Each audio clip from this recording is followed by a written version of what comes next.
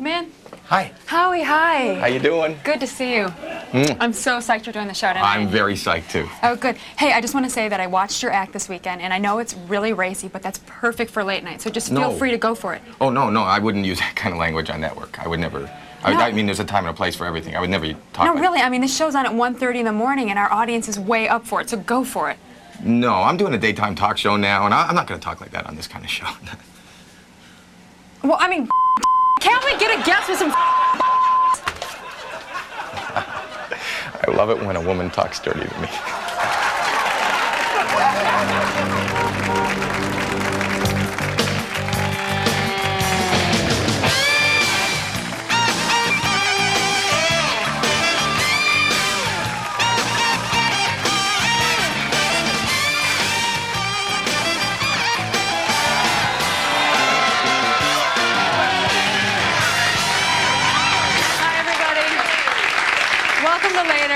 I'm your host, Cindy Crawford. My guest tonight has been making people laugh for 15 years as a stand-up comedian, an actor, and as the voice and creator of Bobby's World. Here he is in his most recent HBO special. The babies, my wife wants to nurse, she wants to breastfeed, but she also wants to go out. So if you're going to go out and you're going to breastfeed, you have to leave milk at home. You know how that's done? Do you know how they get it out? I didn't know. Pardon me? The pump it, right. And there was nothing more bonding than getting up at the crack of dawn and milking your wife. I love that. Who wants cheese? Please welcome Howie Mandel.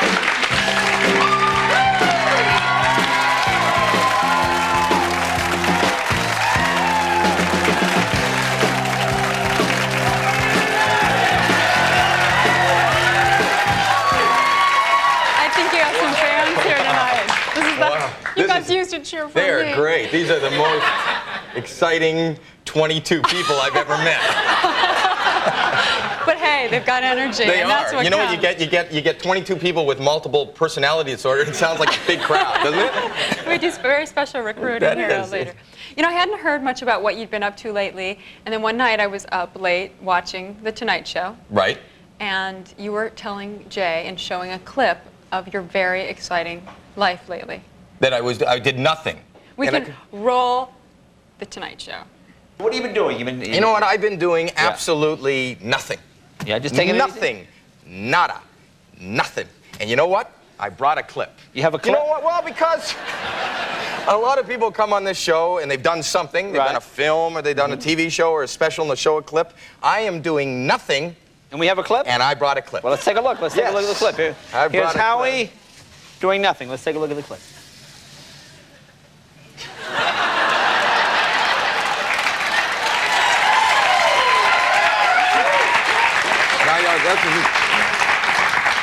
I like to do nothing. I like to do nothing whenever possible. Sometimes I'll do something, and as soon as I finished, I'll do nothing. Are you still doing nothing? No. Right now? Well, Can you not see me? No. I'm here doing this. I thought it was a clip. You did. I am much like myself. It's a hologram. Howiegram. A Howiegram. Howiegram. See, now that was unrehearsed. I know. None of this is rehearsed. We haven't. Yes, we've been talking all day. All right. We've been chatting all day, and this is actually a reenactment. Actually, this. You know what? Is this even? You know what? Is this a rerun? I can never tell, even when I'm on it. Have I done this before? Because it seems like the first time for me. It feels like the first time. This is my first time with a supermodel. I'm a super comic. You are a super comic. Yeah, thank you. Definitely. I said it. Why am I thanking you? Because I let you get away with it? Thank you. I didn't contradict you. You didn't, and that's the beauty of you. That's what you were thinking. That's not. There's many things that are beautiful about you. It's amazing to see you without staples someplace on the page. I knew I wasn't going to have to do anything this show. I just have to sit here and. I've never seen you just right here without the rest of the. I actually have staples. I had some staples implanted just so it looks. Why? So people knew it was me. But I can actually touch you now without getting a paper cut, and that's what. You don't have the laminated version, do you? Pardon me? You don't have the laminated version. You have laminated. You have laminated deals of yourself. I found it safer. To laminate, because that's hold a safe sex like a condom thing. You do that? You have to do that with pictures too? Oh, I get it. I get it.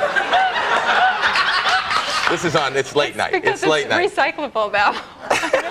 They don't get ruined. I never thought of that about being a model. environment. You think about that, all the things that people are doing with your I get letters from pictures. guys like in prison, and you know what they're doing with the pictures. So I don't know. You can tell them. No, no.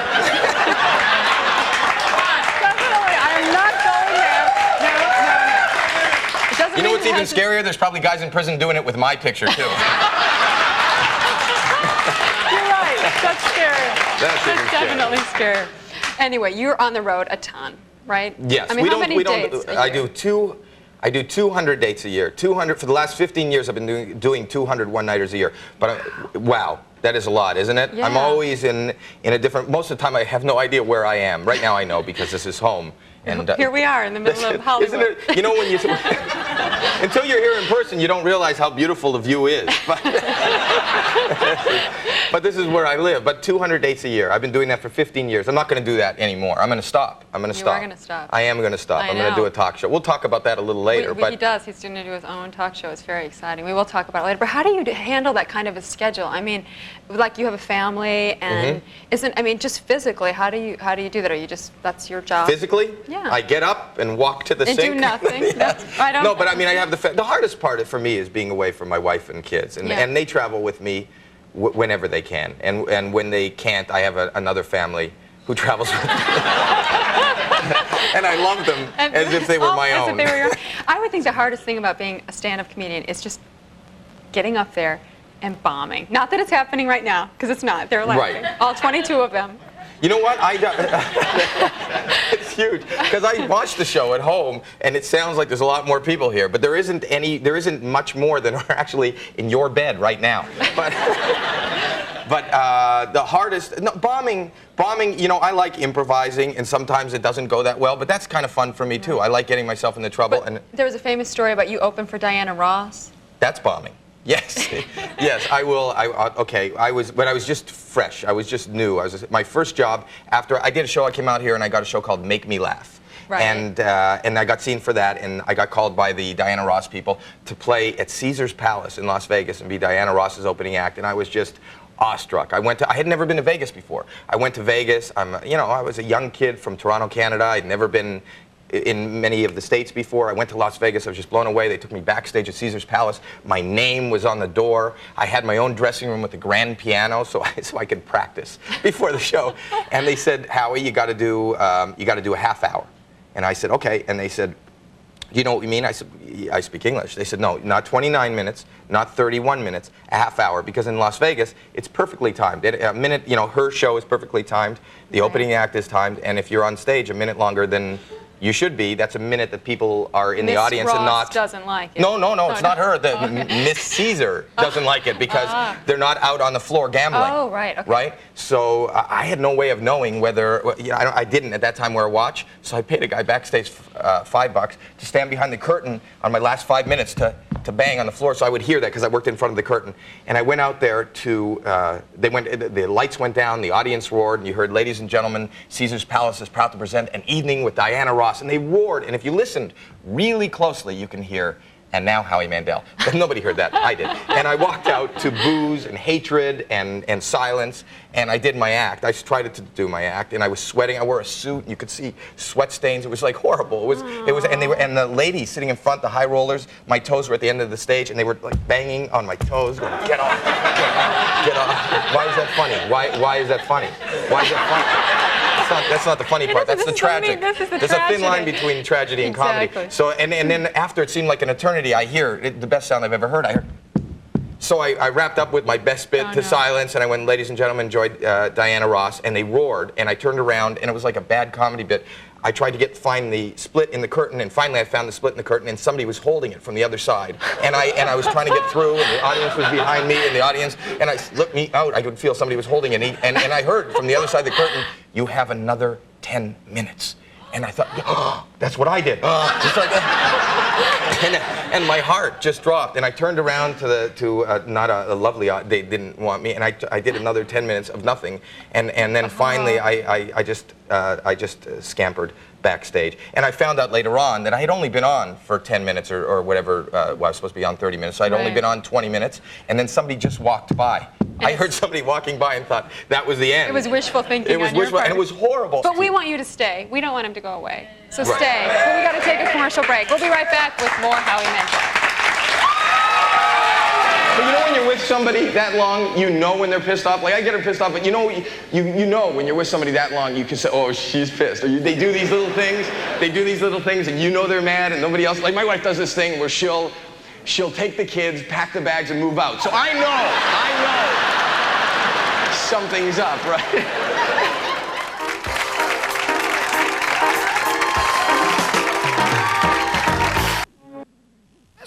I want you should make a little dunk with your heads in the water and make some bubbles. It's not too much, I should ask.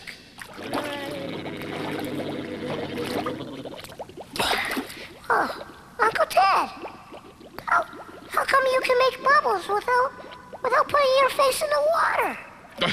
Tell you what, Pablo, let's just keep that our little secret, okay?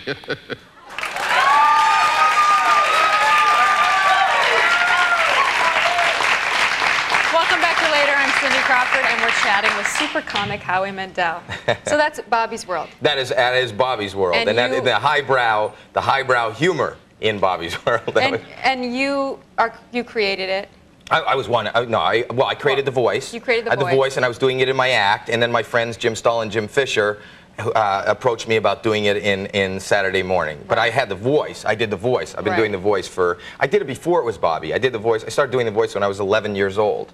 Just out of nowhere? Well, somewhere. But nowhere. I was at a birthday party. Right. And I was 11 years old, and I was choking on a piece of cake. That's not funny. Why do you laugh? Why do they laugh at the tragedy? If I say I'm choking, I have so many funny things to say. But when I say I'm choking, it says a lot about our audience. Yes, and that's the sound. And that's the sound that was coming out. I couldn't get air, and I was going, Help me! I can't breathe! I can't breathe! and they were laughing like that. They were laughing. Screw you! I don't even care. I don't want to talk to them. You can't say screw you. You can't say Wait, screw you? You cannot say screw you. You can't say screw you. Screw you is Okay, definitely not. you screw. Can you say that? Yes. It's like George Carlin. Okay, so then I just got beeped?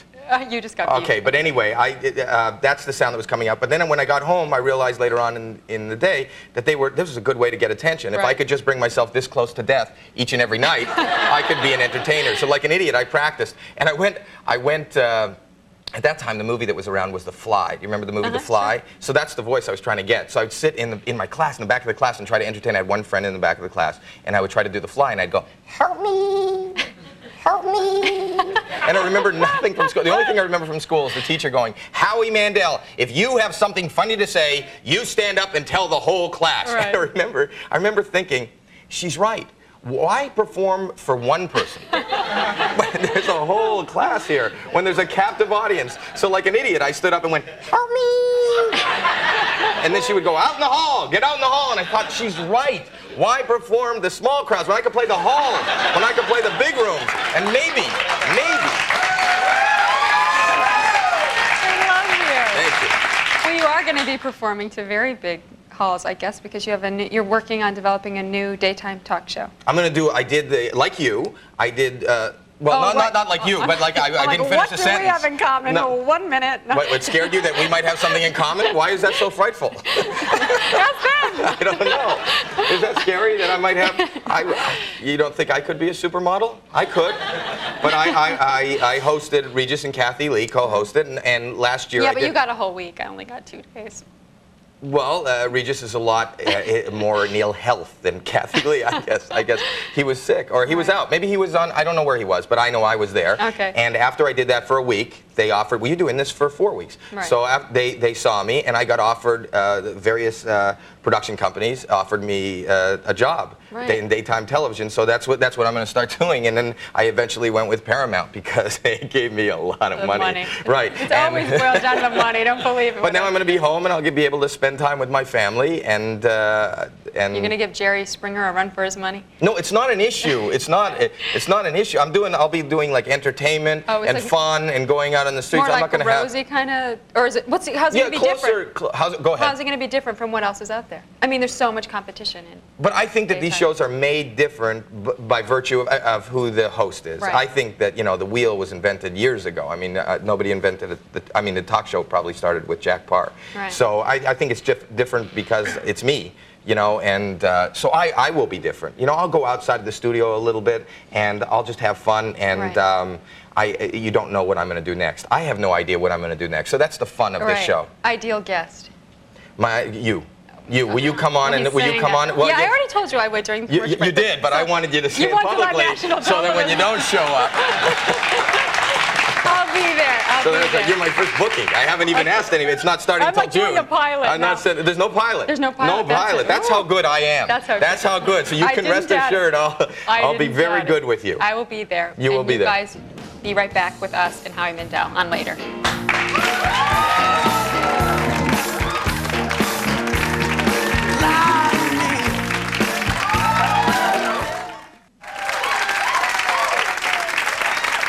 Part of my job is promoting the show, and I work out of an office at home, and I have to call in radio stations live. And I'll call in and I say, Hi, this is Bobby. You watch me today at 2.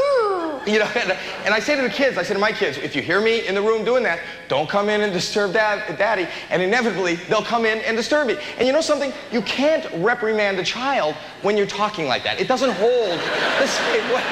I try. They'll come in and I'll go, Can't you see I'm working here?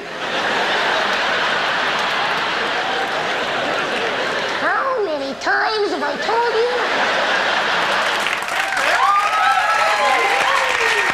It's so weird. I never know what to do. Later. Oh, go ahead. Go ahead. No, I just never know after what to you. do when we come back. I was applauding, You and then I can clap for thought, yourself. but I'm applauding for me. Wasn't I wonderful? Did you Fabulous. catch me? Anyway, I'm going to kill the welcome back because we're already way back here with Howie. And they don't need to be welcomed. No, and I think they might know who I am by now, hopefully. Cindy Crawford. Am I?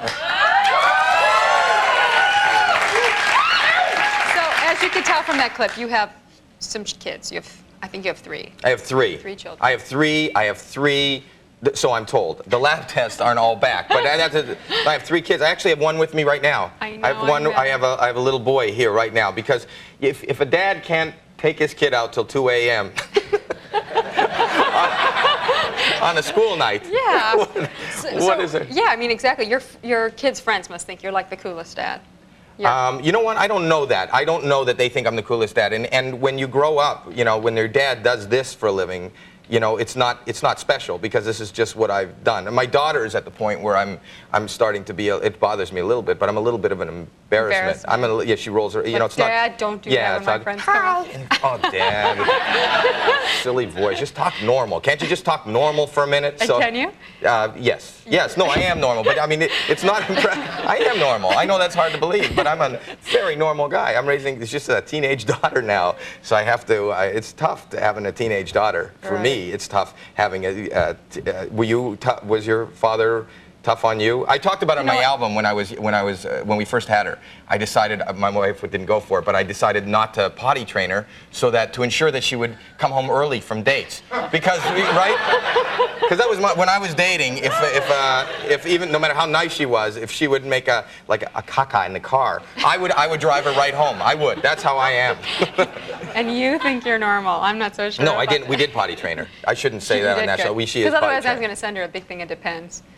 That would be so nice. Just so she could go out on dates. I want her Really? to have a normal. And you have that? You don't model that. You wouldn't model that, right? No, I know you I do draw the line at. You do draw the line. That's it. certain It depends. things. Sidney Crawford. few others. Sidney Crawford for Depends. Because you would look good in them. A lot of people would just. If you started wearing them, you know what makes me laugh? Because people look at you for their fashion ideas and things. If you would wear Depends, women all over America would be wearing them.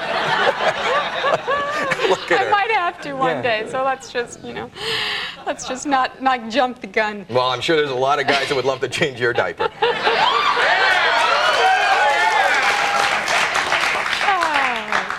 Anyway, I'm Cindy Crawford, and we'll be right back with Howie Mandel here on Later.